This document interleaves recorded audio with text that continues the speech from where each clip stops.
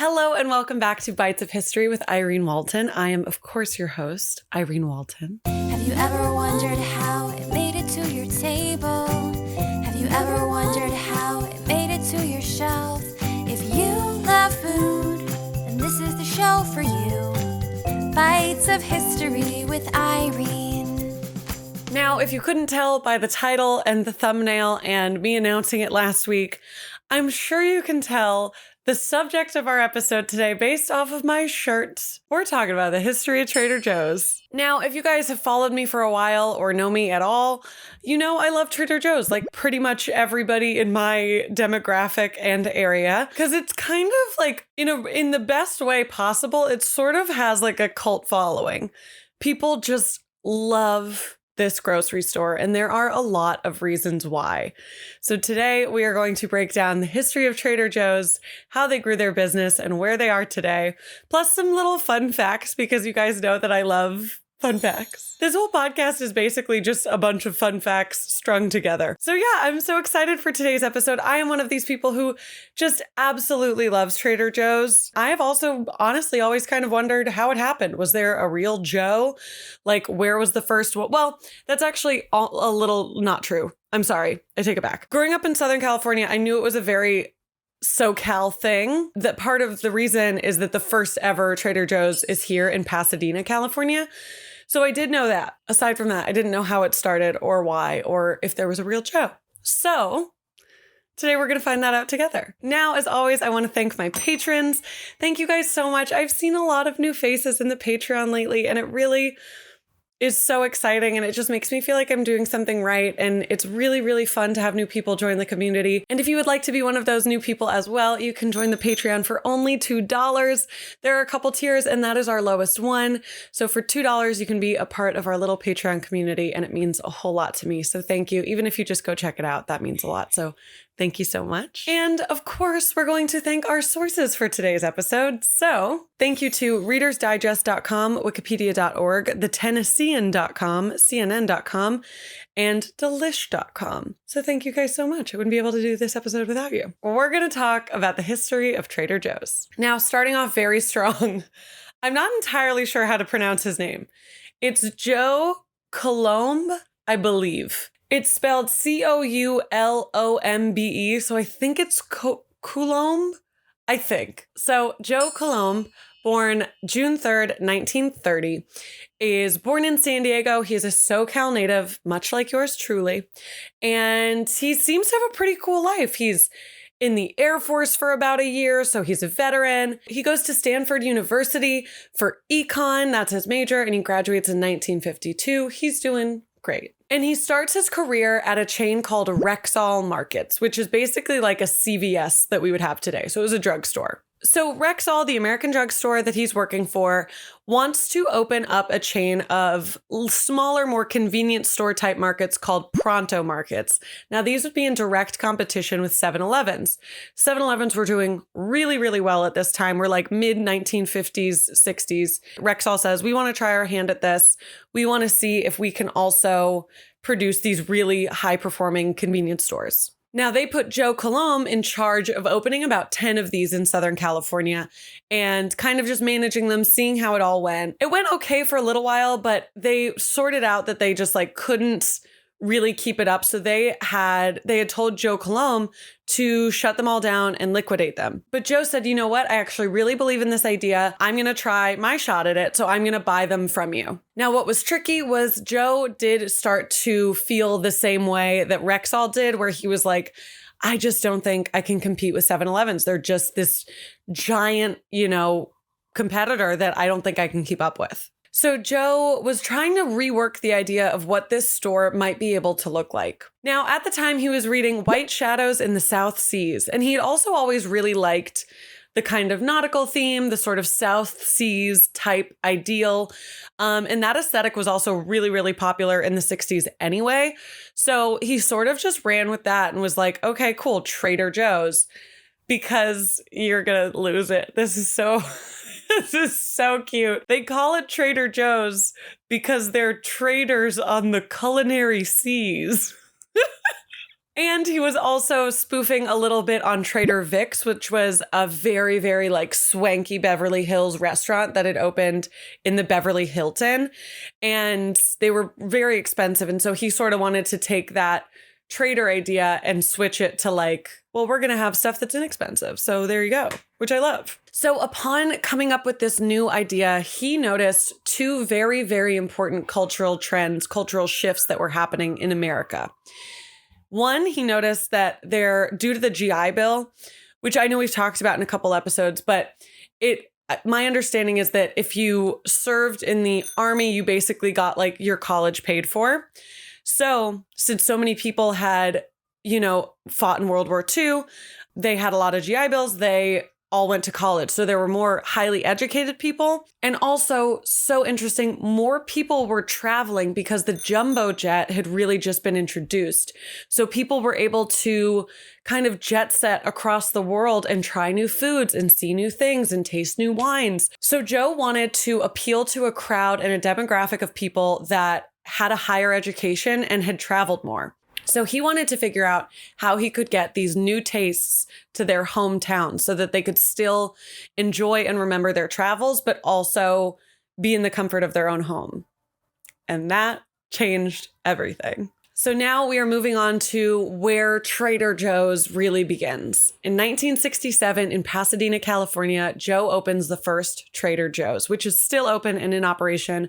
I've been to it. It's very cool. Now, Joe is quoted as saying this about his ideal demographic. This is for a person who got a Fulbright scholarship, went to Europe for a couple years, and developed a taste for something other than Velveeta. Now, do I agree with the Velveeta statement? No. Velveeta is perfect and sensational and has a time and a place.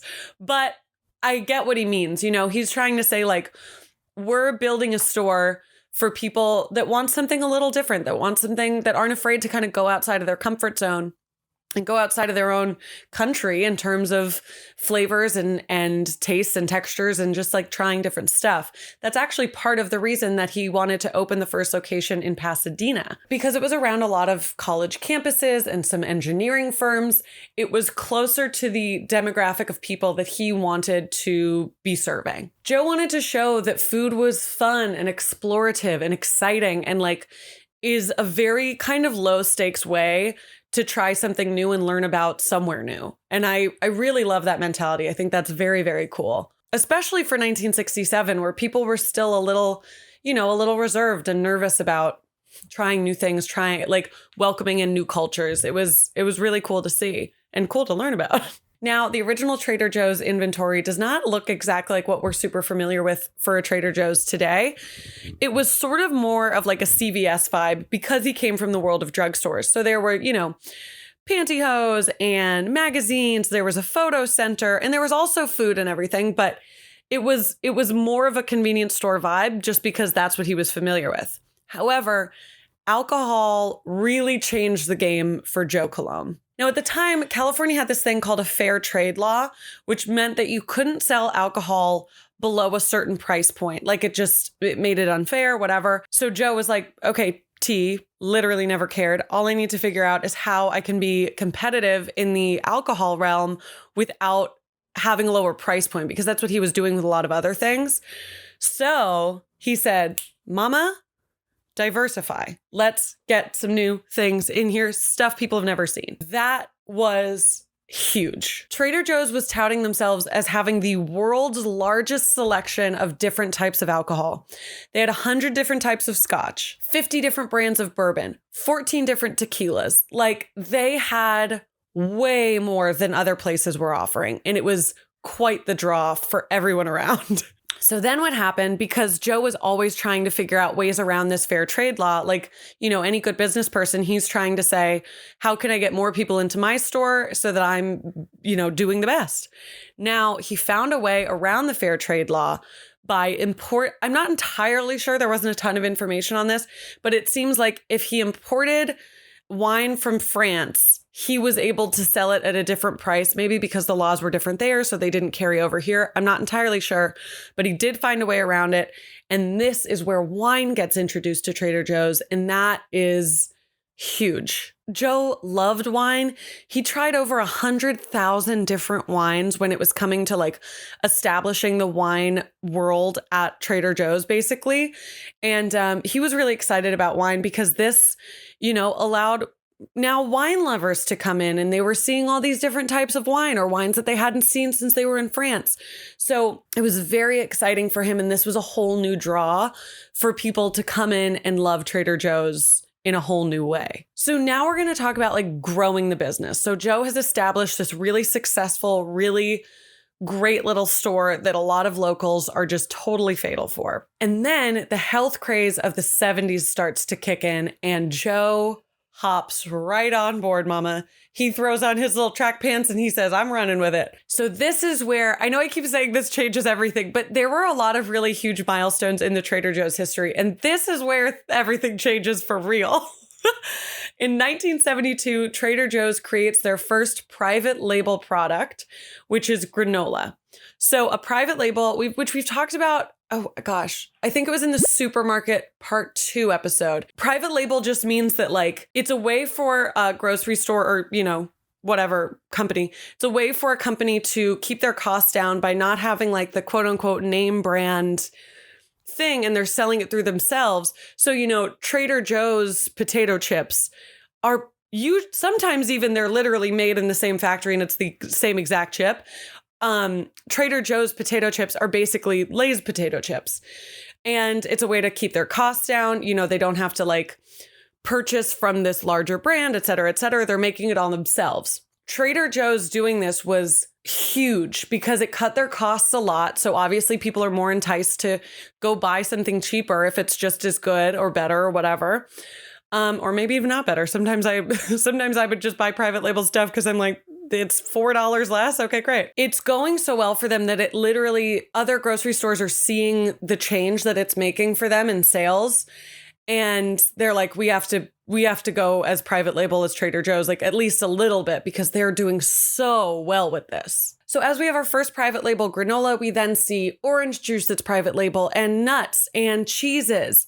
And it's crushing it. People are really taking notice. At one point, Trader Joe's is the largest importer of Bri cheese in the country.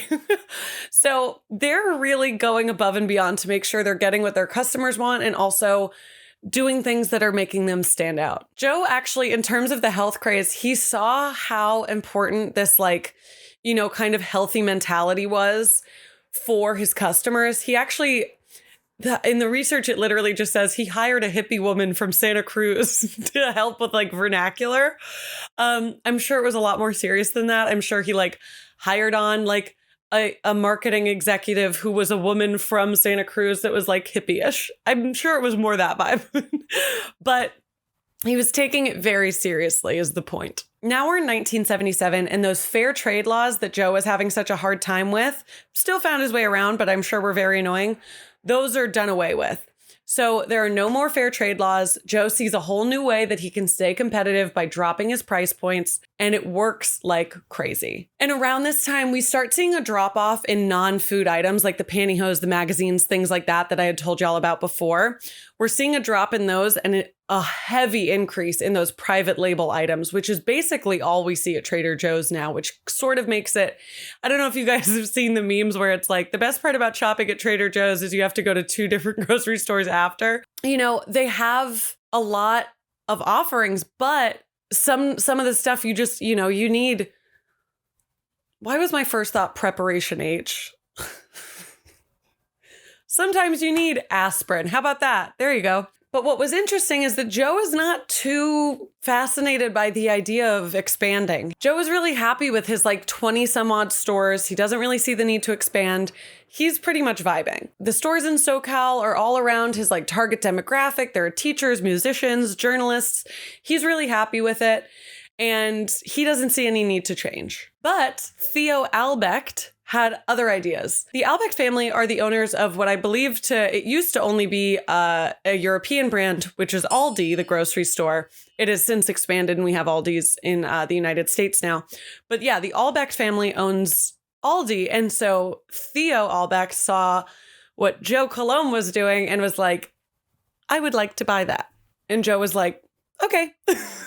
So Theo Albrecht purchases the Trader Joe's world in 1979. The Aldi executives are really, really hands-off. They love what Joe's been doing. They basically just like purchased it and are making, profits and stuff, but they're like, you keep running it. They come by like once a year to check stuff out, but it's pretty much being run the same as it was before it was purchased. But Joe stays on as the CEO, and they do expand a little bit, but pretty much only in California. So in 1988, Joe steps down as the CEO with 27 stores under his belt. And then the person who succeeds Joe as the CEO of Trader Joe's is his Stanford frat bro, John Shields. So John is actually the reason we see Trader Joe's expand to the East Coast. In 1996, he opens 2 stores in the suburbs of Boston, and it grows even further from there. So let's talk about where Trader Joe's is now. From our 29 stores in 1996, we now get to enjoy the love of Trader Joe's in 559 different locations across the country. California has the most stores with 192 in total, and Trader Joe's has an estimated $16 billion in revenue, which is such a big number. Now, Trader Joe's actually really does a lot to help with sustainability, which I think is very cool. They are pledging to have all of their eggs be from cage-free vendors by 2025, which is huge. And they donate 99.5% of all unsold food to local food banks and community outreach programs, which is really, really special. Pretty much every Trader Joe's store actually has like a little billboard somewhere in the store, at least in all the ones I've seen. So I'll just speak to my own experience. But they usually have something that says like, we donated 35,000 pounds of food last month. And it's just very cool to see. And it is about $349 million worth of food.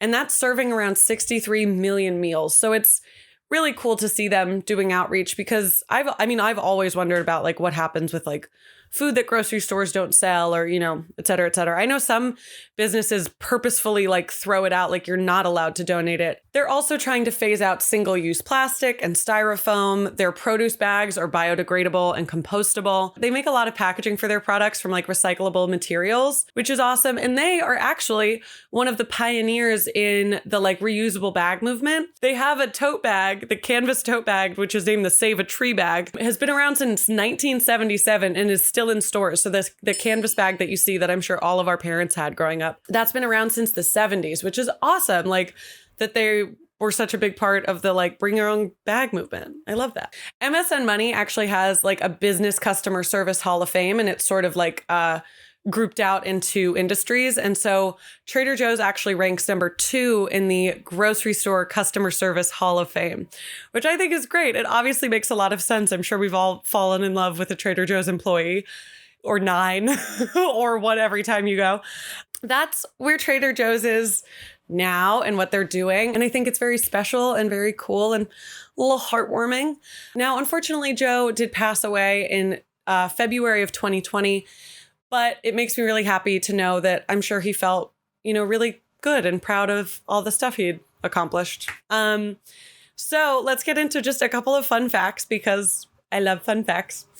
Oh, you can pretty much sample anything in the store. I think this is relatively well known now. I think there was like a viral, like little infographic thing that went around telling people this, but I didn't know until a couple of years ago. Pretty much anything you can be like, oh, can I try this? Let's say it's the like s'mores bites, and they'll just like open a thing for you and give you one to try. Gary Gulman, one of my favorite comedians, actually has one of the best bits about Trader Joe's I've ever heard. So I'll leave that link in the description of the YouTube video if you guys are watching, if you want to laugh a little. It's brilliant. Oh my gosh. This story is so cute. The reason that Trader Joe's bananas are sold individually is because one time a few years ago, a little old lady picked up a whole bundle and she really inspected it. She really wanted them, but she put them back down. An employee came over and said, "Excuse me, ma'am, was there anything wrong with the bananas? Can I help you?" And she said, "Well, I may not live to eat a 4th banana." And so ever since then, they've been sold individually for 19 cents. Another fun fact is that an average American supermarket has about 50,000 items available in store. Trader Joe's only has 4,000, which there have actually been like a lot of studies done on this. That's part of the reason their sales are so good, is because instead of looking at 13 different jars and brands of tomato sauce, you're seeing 4. And so it's just like a lot less of a decision you have to make as a consumer. And some people really, really love that. And our last fun fact is that all the stores have like a different aesthetic based on just like where they are. If there's a Trader Joe's in Malibu, it's going to be a little more like surf vibes. If there's a Trader Joe's in like, Texas, it'll probably be like a little more Western themed.